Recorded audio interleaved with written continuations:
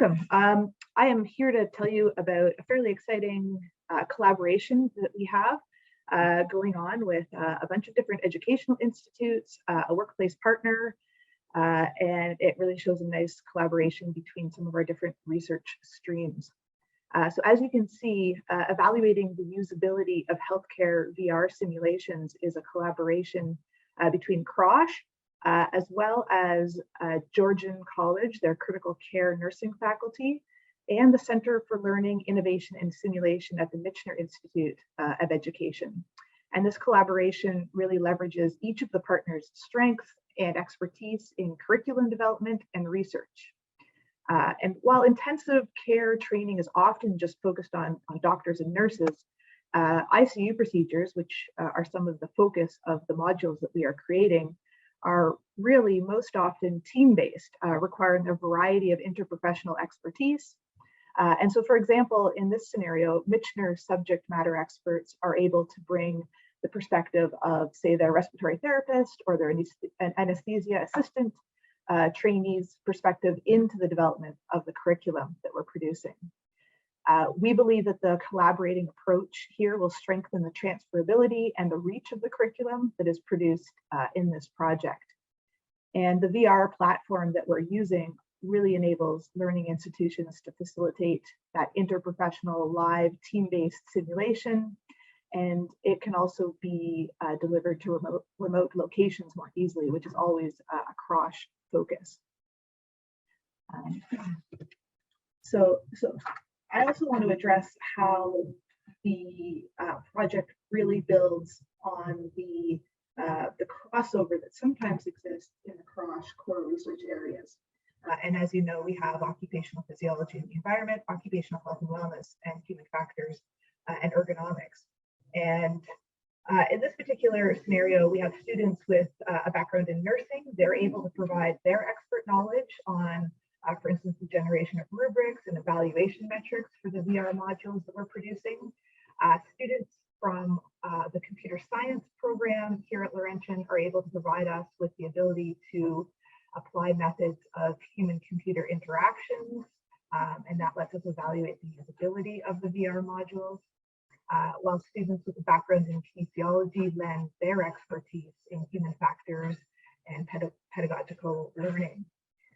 This team of undergraduates, graduates, and PhD students is being led by Nicole Lafreniere. She's a faculty in the School of Nursing and a certified simulation educator through the Society of Simulation in Healthcare. She's also our CROSH research lead in the area of occupational health and wellness. And just due to her background, she's really expertly positioned to lead the curriculum development for this project and provide validation for the acute care module stream that we're developing here. This project has been supported by eCampus Ontario. It was one of the largest awards given in that competition. And so we are excited to get this going and off the ground and really highlight the collaboration that's possible. So some of the benefits of VR training I'd like to go into. So as highlighted in a recent systematic review, in comparison to less immersive or some of our more traditional teaching methods, the learning outcomes achieved by a collaborative, immersive technology tend to be superior. The modules for this project represent this collaborative, immersive environment. And we know that improved attention and engagement, retention and recall are commonly observed in studies that compare learning in immersive, virtual, or augmented environments to traditional in-class videos or observation type methods teaching techniques. In addition, what we're building here, we have the involvement of more than one learner and the instructor in this collaborative 360-degree immersive environment. It really tends to facilitate improved teamwork and a term known as situational awareness, and in particular, this idea of team situational awareness.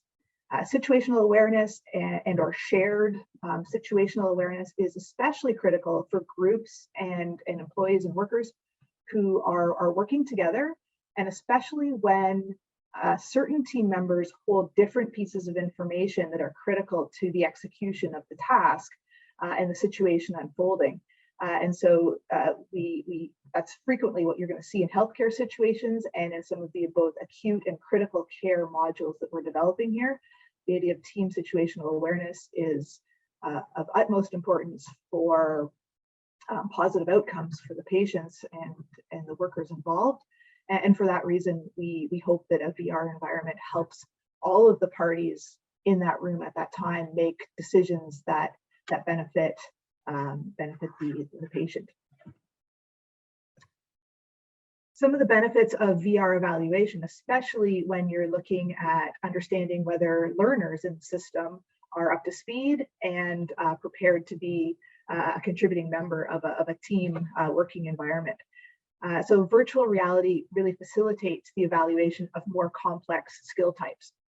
For example, in a module related to airway management of pediatric patient, which is something that we would be developing in this project, the learner must demonstrate cognitive skills. For instance, they have to know the steps involved in the right order and knowledge of the correct approach when a non-typical condition is witnessed. So that allows us to evaluate cognitive skills. There's the psychomotor skills, which refers to the actual performance of the procedures. And these are more thoroughly tested in VR. And then finally, the affective and behavioral skills can also be tested and challenged. So that might mean evaluating whether the learner had the appropriate interaction, for instance, with a child who's unable to provide consent or to cooperate, or the management of inherent anxieties in that learning scenario. And the VR environment is really well suited to those complex pieces of skill evaluation. As well, because it's digital and fairly well controlled, and there's a log of exactly what happened the first time a learner might have done a module, subsequent testing of the same learner, or if you wanted to compare different cohorts of learners, using a virtual reality environment makes that a consistent and replicable test due to the fact that an exact scenario can be executed again, and it's the same thing over and over again in VR. So in the VR environment, the exact scenario can be easily recreated, and then subsequently, it's really easy to track observable improvements in performance for each of the components that you're interested in. Importantly, the project team can embed standardized assessments or rubrics into each scenario, and that's going to allow us to automatically track learners' performance in a virtual environment. And another advantage is the potential to reduce both bias and human error in the assessment, and that's from the instructor and learner's perspective. The benefits of cloud technology are numerous, and to date, most remote or virtual simulation has had to make a trade-off between group learning and a more immersive learning modality.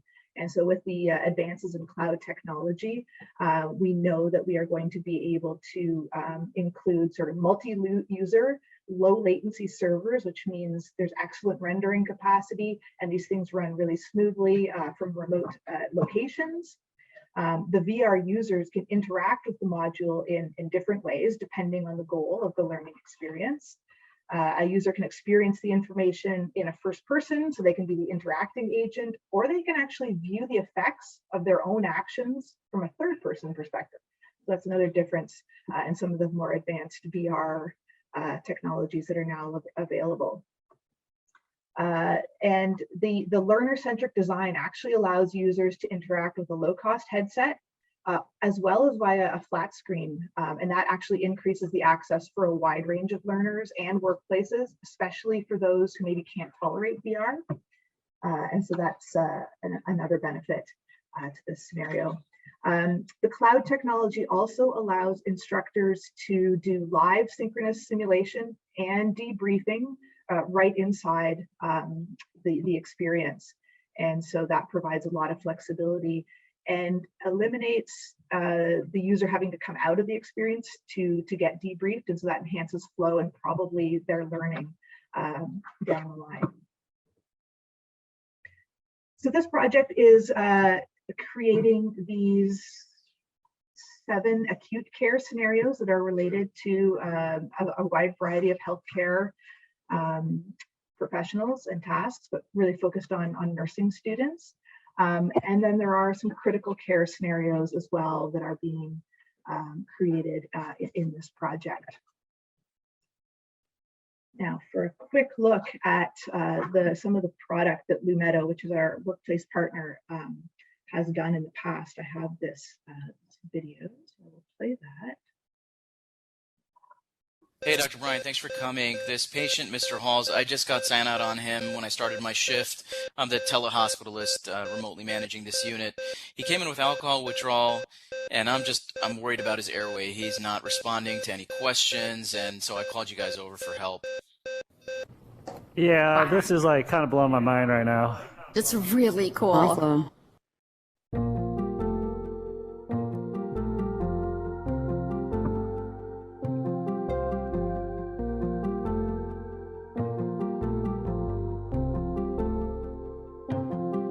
Um, 50 of propofol and 75 roctamarium. Right. All right. Got a good view of the chords. We can have our endotracheal tube here.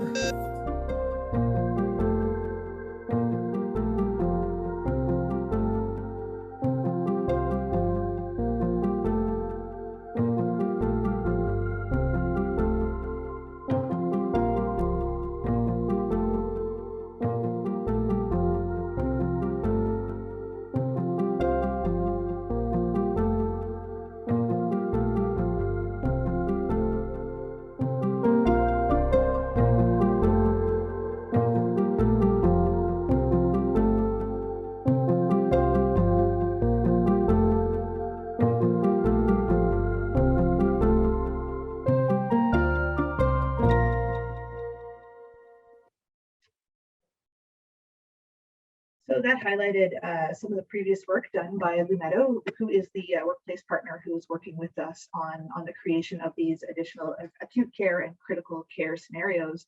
And we hope to do similar testing to show the benefit of using this type of learning environment on that particular aspect of nursing care. Our main research approach is going to be to do a usability study using a modified heuristic evaluation. And Nielsen's usability heuristics are famous standards in the field of human-computer interaction research. They allow a company who's created an interface, such as this VR application, to determine whether the design is on the right track to being a usable interface. And so for a virtual reality application, we're going to use a modified set of those heuristics that has been proposed by Sutcliffe et al. And the goal of the heuristic evaluation is to uncover any usability issues that should be addressed prior to finalizing the interface of the VR application that we're looking at. And those things might include disconnections between the natural world and the virtual world. It might include feedback, navigation, and orientation issues, or other things that appear to be not optimal with the system that's been created. We will additionally use surveys to evaluate users of the learning environment and gauge their experience in terms of flow, enjoyment, perceived usefulness, perceived self-efficacy. And then there's the procedural knowledge pieces that we would like to evaluate as well. And those will be done using a quantitative analysis of competency, using some of the metrics that are recorded inside the VR environment, things such as scores on established rubrics, the time taken to complete the learning module, the number of errors, the number of times they had to pause if they were unsure what to do next, and other pieces that are built into the VR testing environment. We're also going to generate a usability score to judge the system's usability and provide feedback to the company based on that modified heuristic evaluation. And so that's a quick summary of this project, and there's a lot of behind the scenes work that's happening from the perspective of getting all the VR ready and then turning it over to our research team to do some of this usability testing in the near future. So I am happy to open up the floor to questions at this point. Awesome. Well, Dr. Godwin, thanks for an amazing presentation. I do have a few questions for you. So the first one's from Dr. Dorman. Do you think the pandemic has spurred on the development of this type of work? Will it be a fad?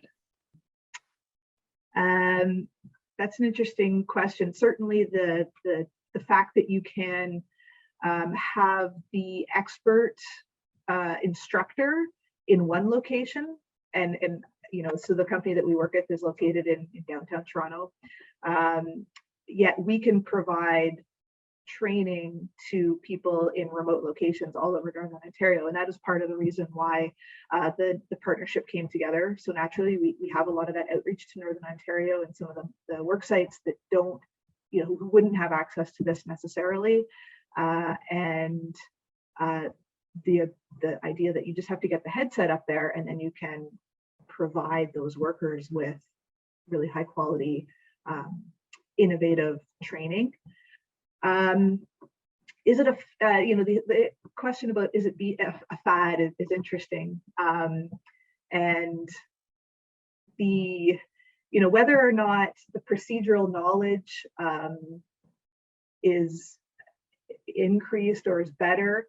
There's always this thought when we look at VR and AR and all of the new modalities of teaching and learning, that it's there's an impact factor, and it's because it's different, and because it's a little bit more engaging than perhaps just sitting in a classroom listening to a speaker or to doing desktop learning. There is the hope and feel that it will impart more meaningful or more long-lasting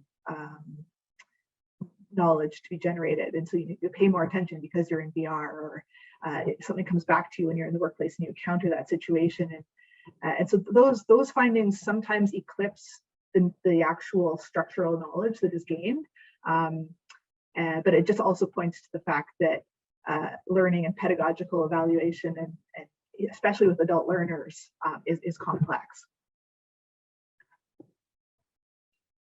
Excellent. Okay, thank you very much. Our next question is, can the VR be used to train any information, i.e. working at heights, lock and tag, out modules?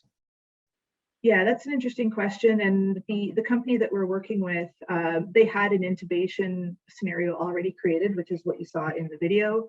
And so, they talk about building some of the background. It takes a long time, but then if you can leverage the background pieces, it allows you to create a lot more quickly. And so when you see the list of acute care and critical care modules that we chose for this project, they are all around that same scenario. There's a bed, there's a patient, there's screens that people need to pay attention to.